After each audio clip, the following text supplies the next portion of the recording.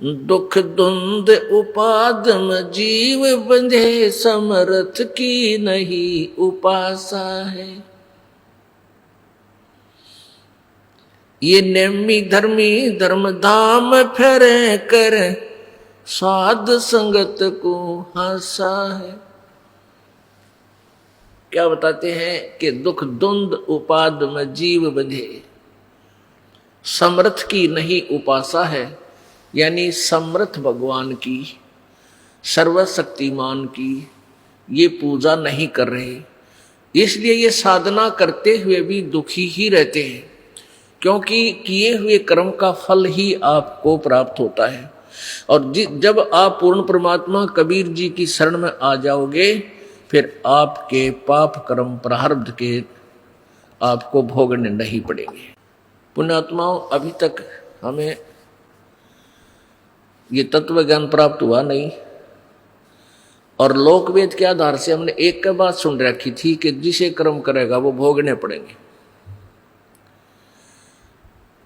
और ये एक की नहीं, अभी तक सभी की यही थ्योरी थी, सभी की यही अपना अनुभव सोच था। और जो वेदों के ज्ञाता, वेदों के ठेकेदार समझे थे अपने आप को कि हमने वेदों को समझा है, पढ़ा है, उनका भी यही अज्ञान आधार था कि परमात्मा पाप नाश नहीं करता। पुण्यात्मा, पुण्य से सुख होता है और पाप से दुख होता है। हम परमात्मा की साधना किस उद्देश्य से करते हैं? प्रथम उद्देश्य यह होता है कि हमारा यहां से जन्म और मृत्यु का ये रोग कटे। जब तक हमें यह मालूम नहीं था कि जन्म और मृत्यु समाप्त भी हो सकती है, तब तक हमारा उद्देश्य था कि हम स्वर्ग चले जाएं।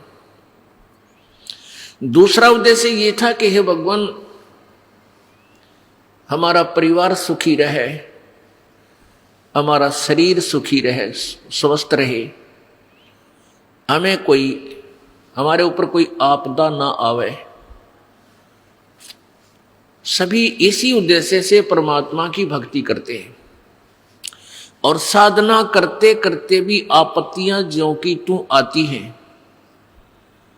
फिर क्या सोचते हैं, क्या आधार लेते हैं कि भाई किया हुआ कर्म तो भोगना ही पड़ेगा,